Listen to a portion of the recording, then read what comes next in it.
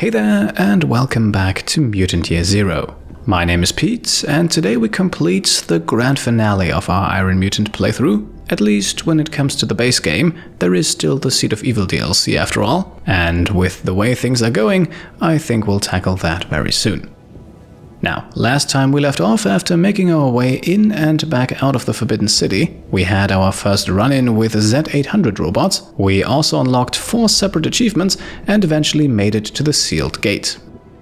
And that is where our journey will eventually continue today. However, before we go back there, we have a few small things to take care of first. And first up on the list is a visit to Pfft's place, where we can now turn in our last 2 remaining artifact points. Have a seat. Mutants get a discount. And with those 2 points, we can now improve the healing abilities of our medkits, utterly pointless in my opinion, since we don't plan on taking any damage anyway. Bottoms up. Now up next we can meet our squad for today, and due to popular demand, it consists of Dux, Pharaoh and Bormin. The loadout for Dux remains fairly unchanged since the last episode. Mothwings and Circuit Breaker are the important mutations for him, and we also want to bring a variety of grenades just in case. With Pharaoh then, I also didn't make any major changes. It is important to bring a Chem Flare with her though. The mutations meanwhile are the same as Dux's. That brings us to Bormin, equipped with the crossbow and the Elysium, and also, and this is very important, with the Lucia armor, because we definitely want him to be immune to electrical damage. The important mutations for him are Hog Rush and Twitch Shot, and we actually also still have enough mutation points to give him another health booster, so let's do that and then head out into the field. Speaking of which, our first destination today is one that I have been reminded of plenty of times in the comments, as we are now going back all the way to where this series started and make our journey back east to the Metal Bird. Yes, I have of course not forgotten about the 2 enemies that we still haven't killed here, and at this point in the game taking them out should be rather straightforward. With Dux and Pharaoh both in cover, we can start our ambush, and we'll start things off with a guaranteed critical hit against the tank. And following that, we can land a guaranteed critical hit with Pharaoh as well. Her hit chance is boosted a bit because the tank is standing next to the campfire.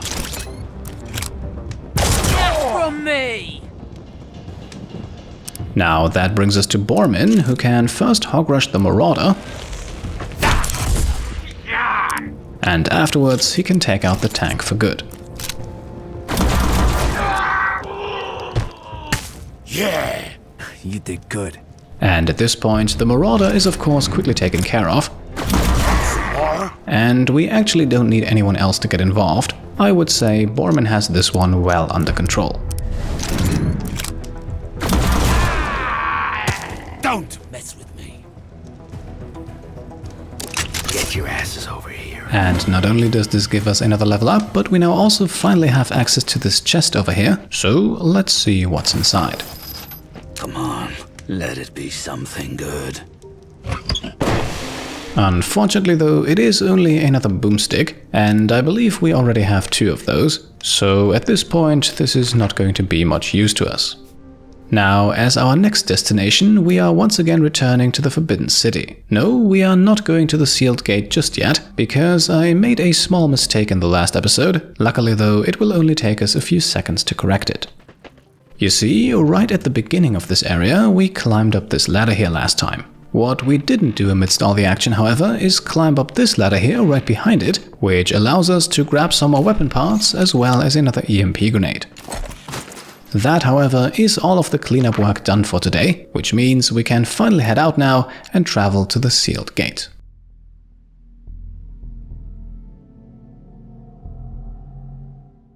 And keep in mind, our goal was to get here before the Nova Sect does, so let's see if that plan worked out. We're close, but the Nova Sect got here first. Stay alert. Okay, so it looks like our journey through the Forbidden City did not quite get us the result we wanted, and that means we have a bit more fighting left to do still. Now, our first target here is the Sect Hunter, because we want to have Hogrush back for Brother Mark Lukta, and luckily we have just enough time to get into cover here and quickly ambush them, as they are all on their own.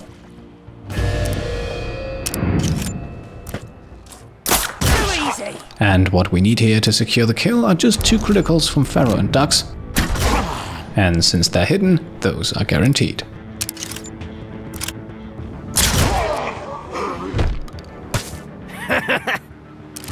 Hey guys, come here. Now, our next target is clear, but we also have another Sect Hunter on the lookout here, so let's look for a slightly better position. Holy Ancient's power! I feel the gates breaking! The sacred numbers call to us! Alright, so it certainly looks like the Nova Sect are one step ahead of us at the moment, and if they actually got to those sacred numbers, which we believe to be a rocket launch code, then the zone would very surely be doomed, so let's do our best to avoid that. Hi there. And since we have gotten 3 kills since we last used Hogrush, the ability can now be used again, That's right. which makes this fight against Brother Mark Lukta here a rather trivial affair. What you got? The only thing we really need to pay attention to is keeping quiet, but that should be easy. I did that. What do you think about that, huh? Give up now and I'll go easy on ya. Get over here. And so, the first 2 enemies of the area have been defeated. Up next we have that Sect Hunter on the lookout, whose elevated position makes them just a little bit more tricky. Break down the gates! Tear them apart! Bring the sacred numbers to me! Now, it looks like the Nova Sect may have some trouble actually getting through those gates, so we do have some time here to take out all the enemies. And against the Sect Hunter, we are using our Mothwings to land a critical hit, once with Dux and then once more with Pharaoh. Oh, does that hurt?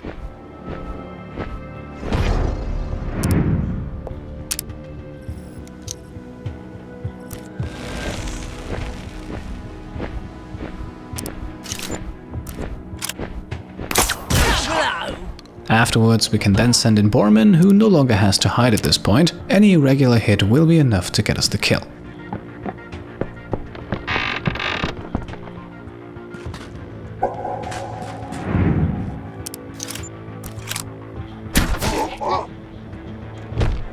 Enough! Sweet takedown. Now at this point you have probably noticed that we have a tank and the butcher waiting for us on the other side of the container. And for these 2, as well as for the fight that comes afterwards, we are now bringing in Magnus, who doesn't actually need much in terms of equipment, only the DJR and the Puppeteer ability will already be enough. Over here. As a matter of fact, Puppeteer is even optional, as you will see in just a moment. The butcher, being only a melee enemy, should allow us to finish this fight without using it. In any case, as soon as we have everyone well hidden and in cover, we want to start the ambush, and of course the tank is our priority target. You don't know who you're messing with. That's from me. The critical from Pharaoh will now be followed by a twitch shot from Borman, and with the tank only having 2 points of armor, that will already be enough to get the kill.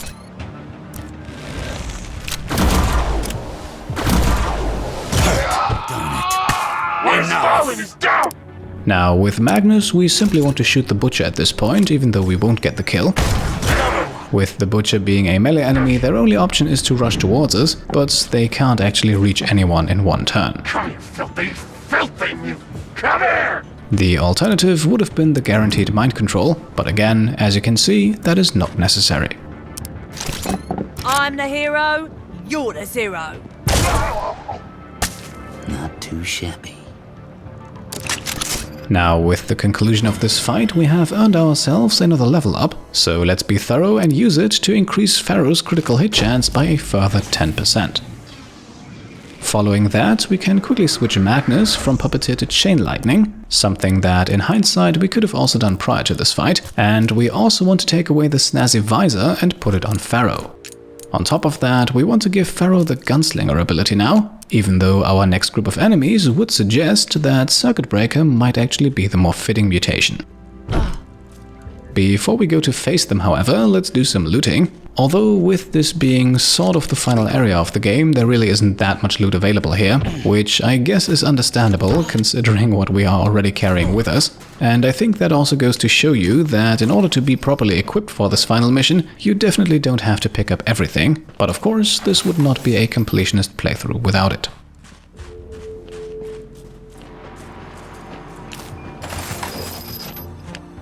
Break through the gates of Eden! The sacred numbers await us! Now we have reached our next group of enemies, 2 poli spots, and the only important thing here is to get Pharaoh into that slightly risky cover at the front of the car, because together with the snazzy visor and moth wings, she does have enough range from here to use her gunslinger ability.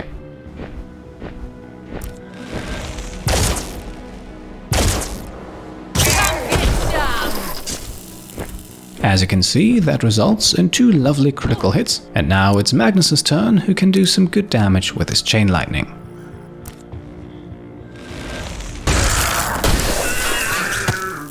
And that leaves the enforcer for Borman. A regular hit will do the trick.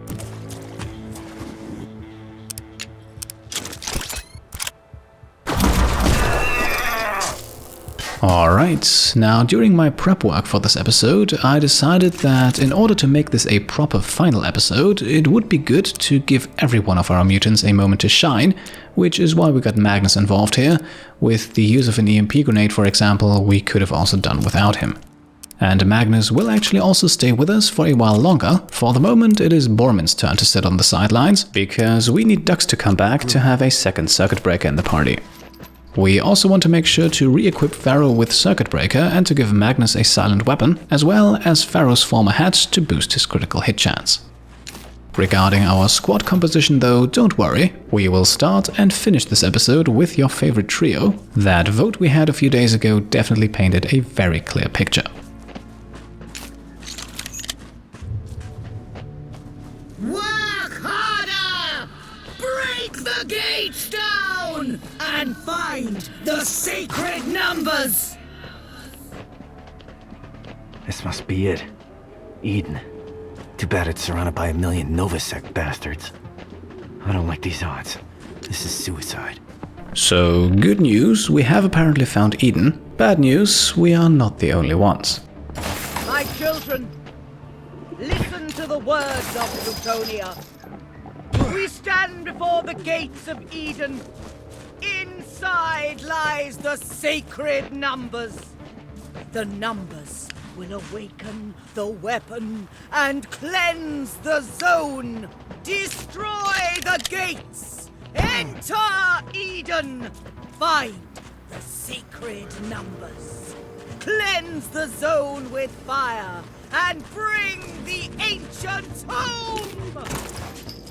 And it appears we are finally about to come face to face with that mysterious Plutonia. You might remember her name from Dr. Ingmar Addison's journal entries, and it looks like she is still very much in charge.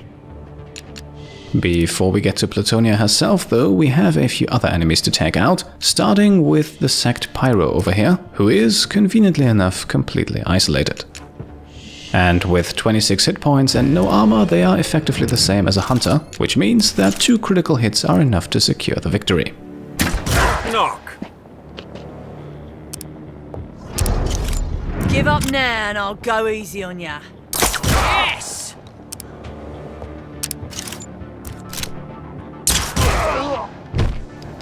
Now, immediately after the fight has been won, we want to go right back into cover, and our next target is the Medbot over here.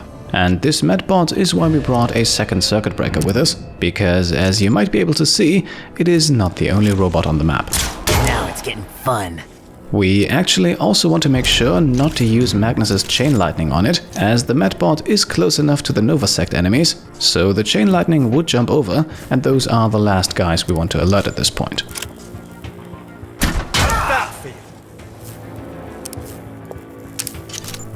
I'm the hero, you're the zero.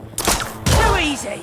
For the killing blow then, we want to make sure to use Magnus, but with a crossbow. You'll see why in just a moment.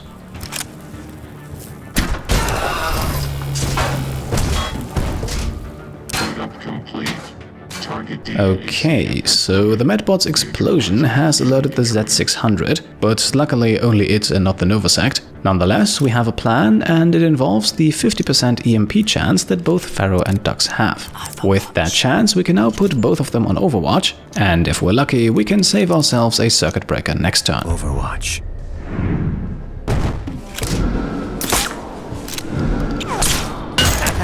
Yeah. Okay, so unfortunately with one miss and one hit we did not get the stun here. Luckily though, the Z600 also spends one turn to warm up its gun, and for some reason the Nova Sect also still haven't noticed anything. Nonetheless, it is high time to act, so let's start shooting. Gotcha. And this time we do get lucky, as Dux lands a stun off of a regular shot, which means we don't actually have to use Circuit Breaker.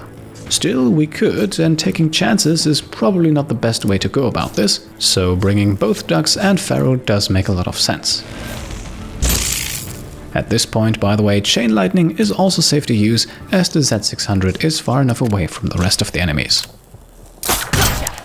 Now, before we go for the killing blow, and since we have one more turn left on the EMP stun here, let us bring our squad a little further away from the eventual explosion radius, because even if they don't take any damage from the explosion directly, the blast might still cause parts of the floor to collapse here, which could result in fall damage.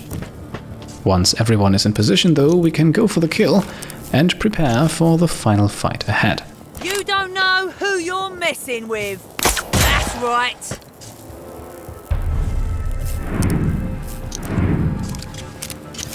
Give up now and I'll go easy on ya.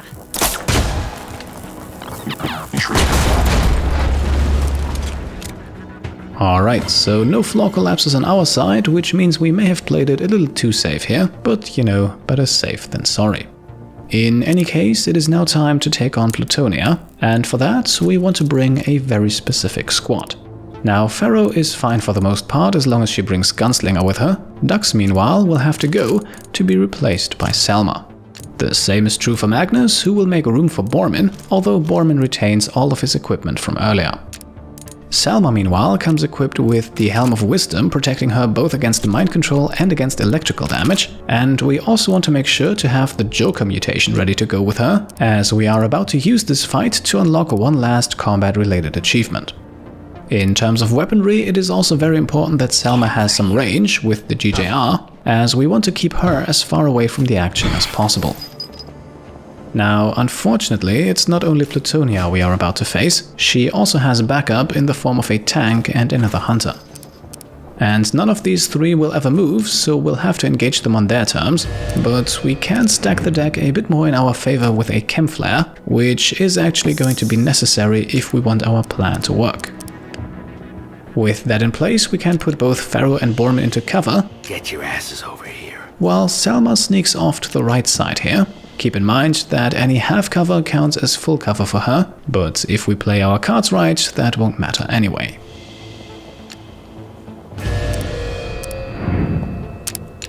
Now, onto the ambush, and we'll start things off with a Mothwing's Gunslinger combination, designed to do the most damage possible against the tank and the hunter.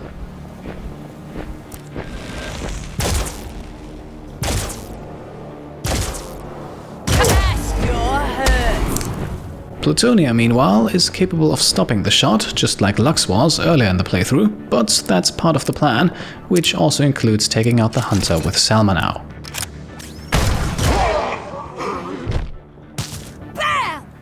And despite being a very tough enemy, Plutonia can be hog-rushed, so let's quickly knock her down.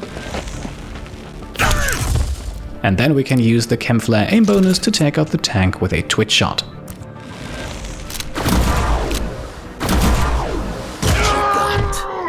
Bullseye! That's a wrap! Plutonia, meanwhile, stays down, so we can continue to fire.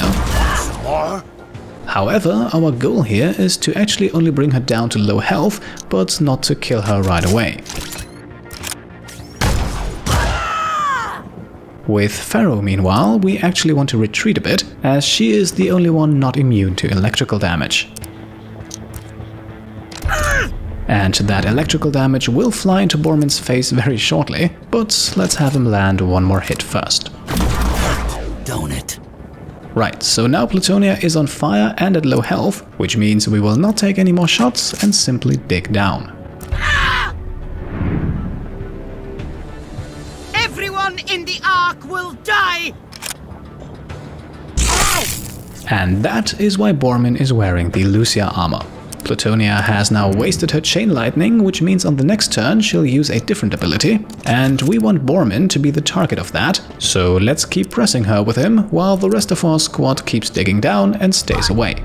Now to my will! The ancients judge you. Okay, so Bormin has just been mind-controlled, and believe it or not, that is exactly what I wanted to happen. After all, there is an achievement in the game for taunting a mind-controlled squad member, and the task of unlocking that achievement now falls to Selma, who very conveniently comes with the Joker mutation. That is also the reason why we did not dig down with Bormin, as that actually protects against mind control. It is also why we stayed far away with Pharaoh and Selma, so that Bormin won't shoot anyone. If I'm dying today, I'm taking you with me.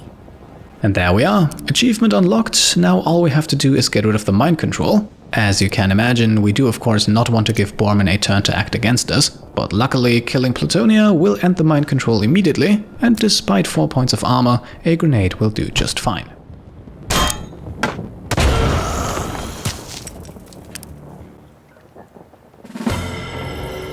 And that is that.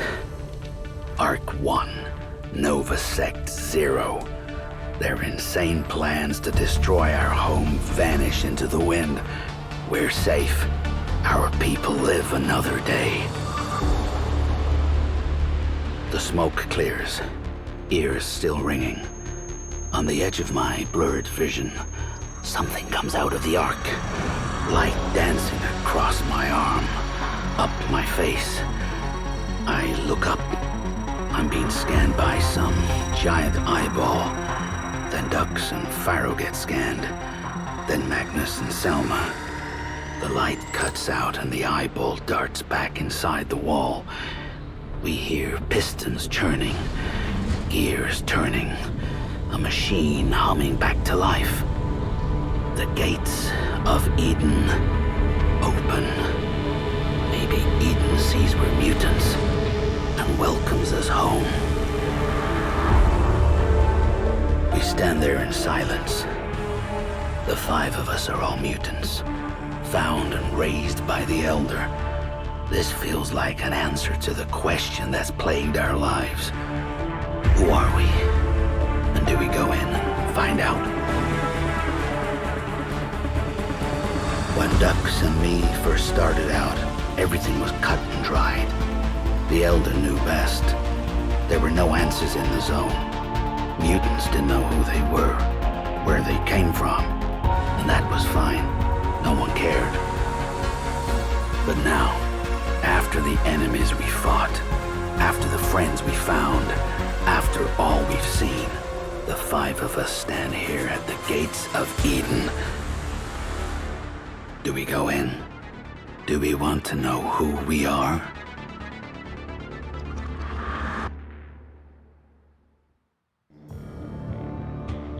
We got 'em all. Now, let's open that gate, see what this Eden really is.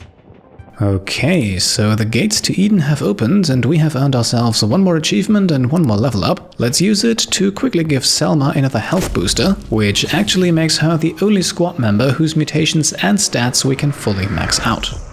Sadly though, she will not be coming with us into Eden. Your vote was very clear on that, so that privilege goes to everyone's favorite, Dux. Now, in true completionist fashion, we will of course first grab all the remaining bits of loot here, but it's not much, and so very soon we only have one option left. This place. I know this place, I've been here before. And yes, here we are. 4 achievements later, we have made it to Eden. I've seen that star before, on those flying machines. They really did come from Eden. Hammond was right. Okay, so some elements of this place do in fact seem familiar. This note over here, meanwhile, tells of a beginning of war, and there is something else that is curious about this place, because for a place called Eden, this facility is surprisingly empty. So let's explore a bit further and see if we can't find anyone who's still alive, or perhaps at least a bit more explanation. Now, this over here just seems to be an empty barracks. A bit more interesting, meanwhile, is the room on the other side. I knew this medpack was gonna be here. I got mutant powers, but psychic ain't one of them. And indeed, that is another curious coincidence. This note, meanwhile, shows the other side of what we have already learned from Ingmar Edison's journal. Apparently, the researchers working in this facility had growing ethical concerns about their project, and so they eventually decided to shut it down. It also says here that Ingmar Edison was not particularly happy about that, and from his journal we also learned that at this point he was planning to escape with his test subjects.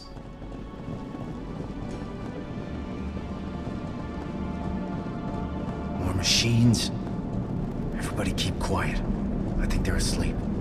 And indeed, it seems like a good thing that we did not run into any of these machines. From their sheer size alone, one can only speculate what they might have been used for. Look at this place. Either the rot finally got to our heads, or we're standing in the actual Eden. Frickin' Eden, people! The Elder tried to keep us away from this place, but the truth shall set you free, old man! This can't be real. I'm not seeing this. And yes, indeed, that is a garden playground we are seeing on the other side of the window here. Interesting, considering the entire facility is supposed to be underground. In the meantime, this note here tells us of a faction or nation called Elysium, and it looks like that was the enemy in the war that was mentioned earlier, and it also looks like the attempt to broker peace unfortunately failed. Okay, this is freaking me out. We are deep underground, right? Because this looks a lot like a tree. And this over here looks like a classroom, and in the next room we find something that looks very similar to someone we already know. Whoa, check out this picture. That is one ugly monster. Wait a second. That's Borman. Okay, so I think at this point it is pretty clear that at least some of our mutant friends have been here before, probably a long time ago, back when they were still younger, but the evidence is certainly getting stronger and stronger that this is not their first visit.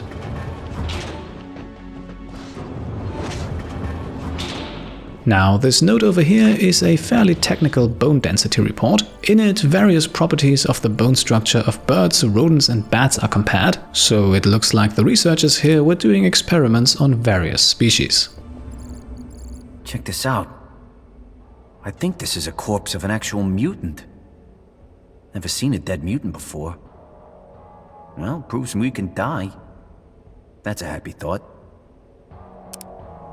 Well, I'm not quite sure how happy of a thought that is. On the bright side, at least none of our friends are on the table.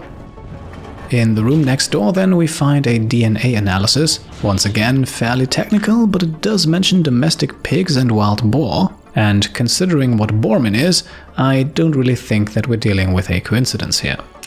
This was, by the way, also the last available note in the base game, which you can see here in the top right corner. We have collected all 25.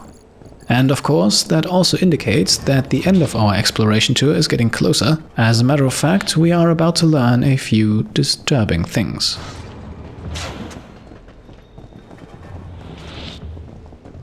Oh, look at the shiny screens. Bet those screens can shed some light on what's going on around here. Finally. We huddle around the screen.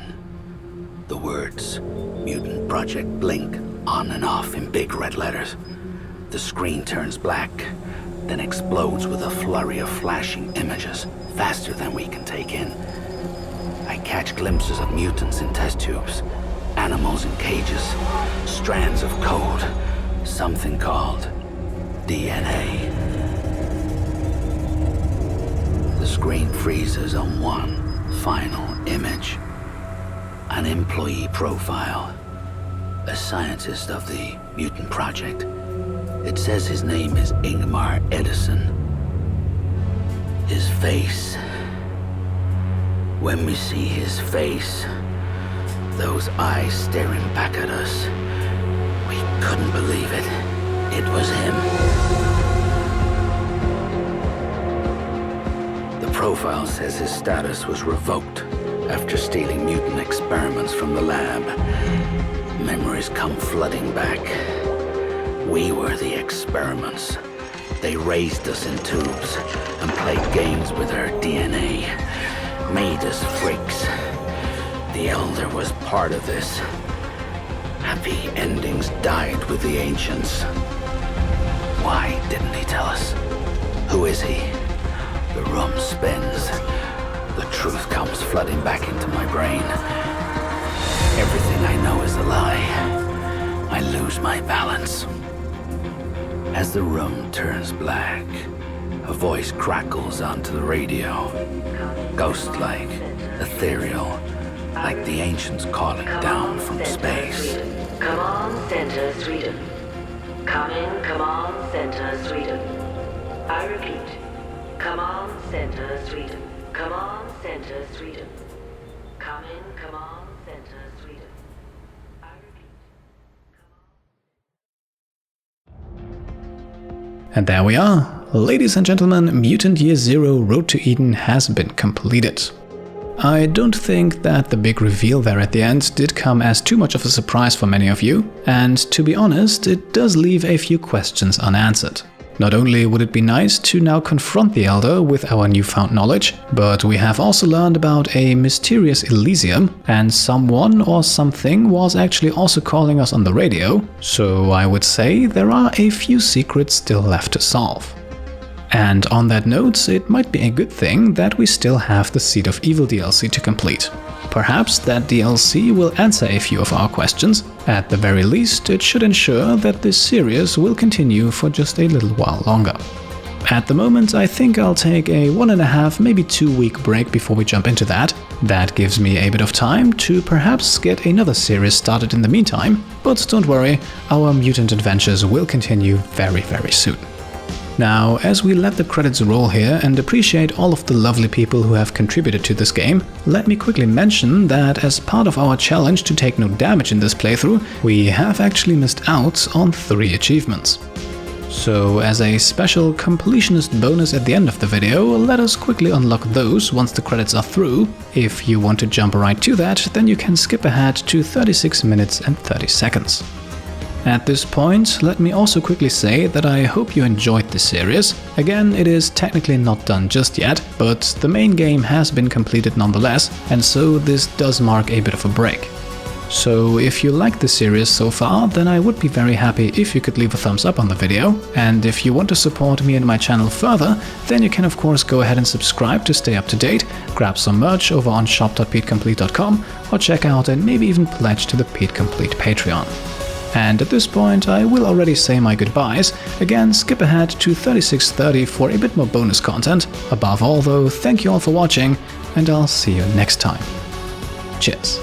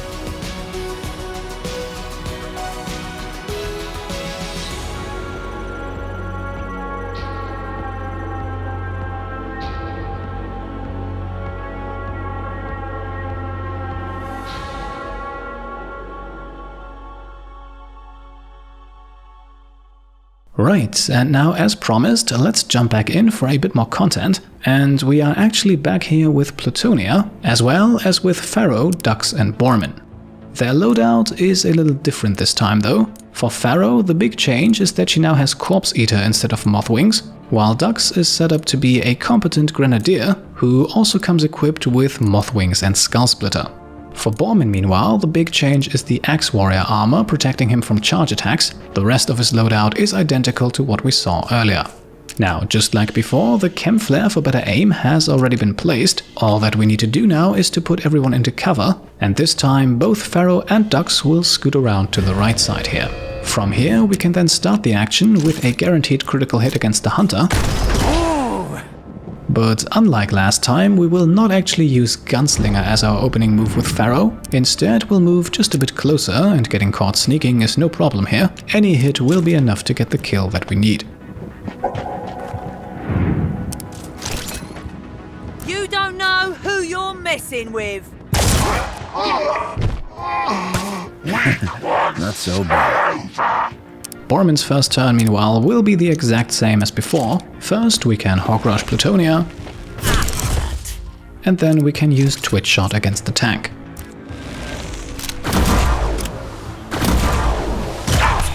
Now, this is where things are getting interesting, because the tank is now actually able to attack. Thanks to Bormin's armor, the charge attack fails, the shot, meanwhile, does not. Completely unfazed by that, though, we will now continue shooting at Plutonia.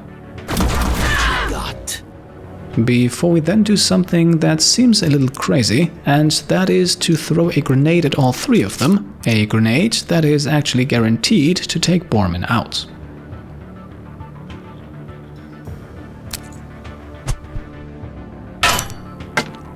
I did that. What do you think about that, huh? Now, Bormin is not dead yet, he is just bleeding out, but instead of rescuing him, we will move up with Pharaoh and now use Gunslinger. Against two enemies and helped by the Chem Flare, we do not need Moth Wings to get guaranteed hits. I am the same an she's right. That's right. That was awesome. And now we are going to unlock 3 achievements in one go, as we'll have Pharaoh use Corpse Eater to eat Bormin. Me is me, I suppose. And at this point, Bormin is dead for good, which is also nicely indicated by his profile picture in the top left corner, but we have unlocked all available achievements. Now, the critical hit against Plutonia here was actually not guaranteed, so while we could now take her out with just a regular shot from Dux, let us instead use Moth Wings and Skull Splitter for a guaranteed critical, as that is what we would normally need at this point to make sure that she goes down.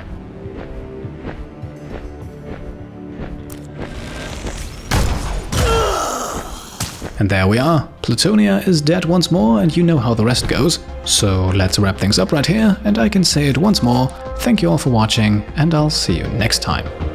Cheers.